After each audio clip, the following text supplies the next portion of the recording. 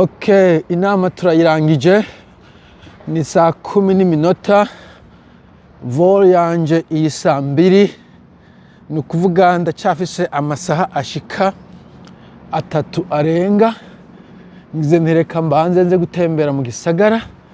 Iyi nzu ni ya Parliament, inama nshingamateka baba bafise amasaha yo kuvizita yo itango ni tour ukinjira ukaraba uko yubatse n'ibirimo n'ibikorerwamo, ariko kubera ari amasaha y'umugoroba ku munsi wa Mungu, munsi w'Imana canke dimanche, Sunday,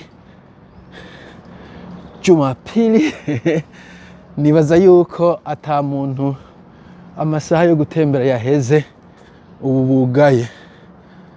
Okay. Parliament visitors kirazira ku hari ibintu bibujwe ngaha, kunywa itabi n'ibindi. Amasaha okay, aya niyo masaha yo kugira urane saha ya nyuma yari saa gushika ubu ariko barasohotse, donc yari saha ya nyuma Parliament tour. Isaha ya nyuma yari gushika kuva saa 9 n'igice. Oh, are these, do you work inside here?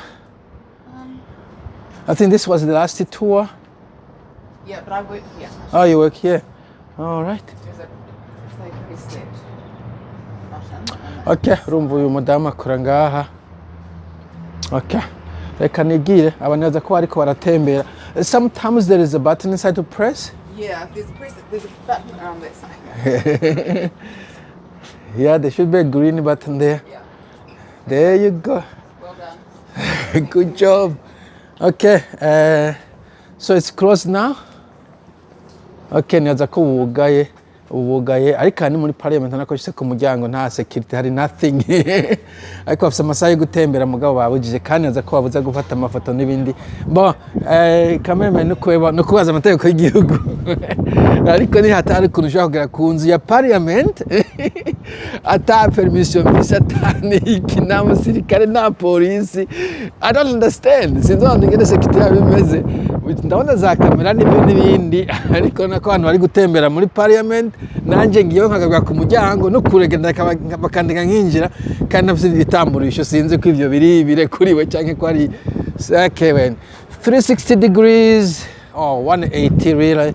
Hari garden imbere ya Parliament n'amadarapo menshi, sinzi kiya kizi carico mugabo iyi niyo Parliament. Ushobora kuza very close ku munsi wa Mungu, nta security, nta garde, nta basirikare, nta bapolisi, nothing.